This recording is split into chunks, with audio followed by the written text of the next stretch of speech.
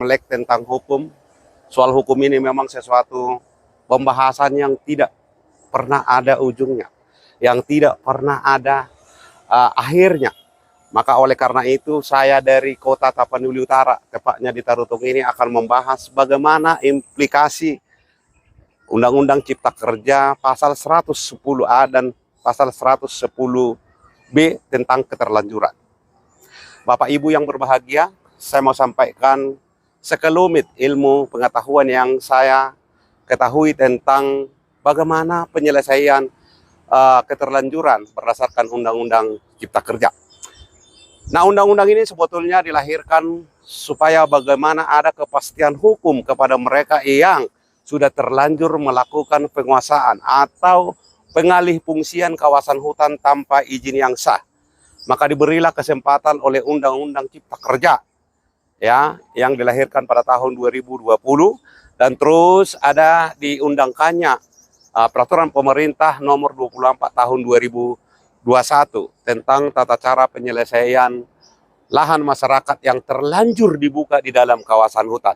Maka yang pertama yang perlu saya sampaikan kepada kita semua, subjek hukum di dalam ketentuan Undang-Undang Cipta Kerja dan peraturan pemerintah ini yang pertama adalah orang per orang. Orang per orang di sini adalah mereka yang telah terlanjur melakukan penguasaan atau pengalih fungsian terhadap kawasan hutan. Ya, orang per orang, garis bawahi orang per orang, yang dimana orang per orang ini atau individu masyarakat ini sudah lebih dari 5 tahun melakukan penguasaan terhadap kawasan itu tanpa izin yang sah. Dan yang kedua, mereka adalah bertempat tinggal atau berdomisili di sekitar kawasan hutan. Ya. Yang ketiga adalah mereka tidak boleh menguasai lebih dari 5 hektar. Artinya subjek hukumnya ada ketentuannya tadi bahwa mereka adalah telah melakukan pengolahan terhadap kawasan itu lebih dari 5 tahun. Mereka sudah bertempat tinggal di dalam kawasan desa atau di sekitar kawasan itu lebih dari 5 tahun. Nah, kemudian mereka tidak boleh lebih dari 5 hektar. Maka caranya adalah mereka bisa mengajukan permohonan tentang izin atau pengakuan dari pemerintah terhadap lahan yang mereka miliki itu dengan cara yang pertama minta surat keterangan dari kantor desa setempat.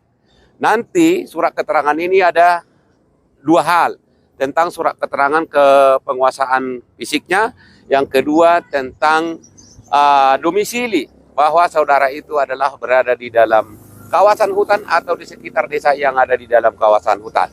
Lalu nanti akan ada verifikasi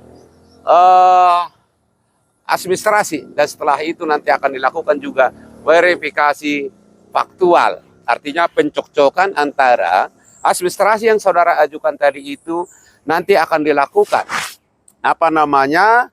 cek atau yang disebut dengan verifikasi faktual. Nah, kalau kemudian nanti itu sudah sesuai antara administrasi dengan faktual lapangan, maka Anda akan diberikan kesempatan untuk 1 tahun daur ulang atau 1 tahun periode tanaman. Yang kedua, subjek hukumnya adalah perusahaan atau badan hukum yang sudah terlanjur melakukan kegiatan perkebunan di dalam kawasan hutan, ya, di mana mereka sebelumnya sudah mendapatkan izin lokasi atau izin prinsip yang dikeluarkan oleh pemerintah daerah. Yang kedua, mereka sudah memiliki izin usaha di bidang perkebunan, tetapi mereka belum mendapatkan izin dari pemerintah yang berwenang di bidang kehutanan dan lingkungan hidup. Nah, poinnya adalah mereka sudah punya izin lokasi, mereka sudah punya izin perkebunan, tetapi belum ada pelepasan dari kawasan hutan. Maka mereka diberi kesempatan untuk melakukan pengurusan melalui pelaporan kepemilikannya tersebut. Lalu bagaimana kemudian ketika sama sekali dia tidak memiliki izin prinsip, dia tidak memiliki izin perkebunan, ya, tetapi dia atau individu ini menguasai lebih dari 5 hektar. Nah, maka terhadap mereka Undang-Undang Cipta Kerja dan turunannya ini tidak berlaku. Ya, intinya adalah mereka telah melakukan penguasaan lebih dari 5 tahun dan mereka sudah memiliki izin prinsip, sudah memiliki izin dari perkebunan atau pemerintah yang bertanggung jawab di bidang perkebunan, tetapi mereka belum mendapatkan izin pelepasan kawasan hutan dari pemerintah atau dinas DLHK atau dinas kehutanan dan lingkungan hidup. Nah, bagaimana sanksinya?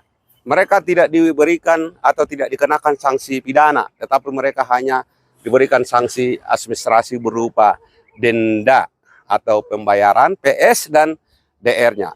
Ya, itu mungkin terkait itu. Yang kedua, apakah perhitungan 3 tahun setelah Undang-Undang Cipta Kerja ini diberi kesempatan untuk mereka mengurus perizinan itu dihitung dari tahun 2022 atau dihitung dari 2020. Kenapa?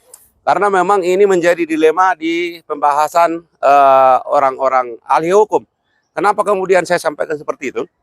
Karena memang undang-undang ini lahir di tahun 2020. Setelah itu keluarlah peraturan pemerintah nomor 24 tahun 2021 tentang aturan pelaksana terhadap undang-undang ini. Lalu kemudian ada melakukan judicial review terhadap Undang-Undang Cipta Kerja, maka diputuslah oleh Mahkamah Konstitusi bahwa Undang-Undang Cipta Kerja ini inkonstitusional secara bersyarat karena memang ada formalitas yang kurang atau tidak memenuhi tata cara dalam hal pengesahan undang-undang ini. Oleh karena itu, MK tidak pernah menyatakan bahwa ini inkonstitusional secara keseluruhan atau secara substansi dan materi, tetapi hanya soal formil. Maka oleh karena itu, hitungan berlakunya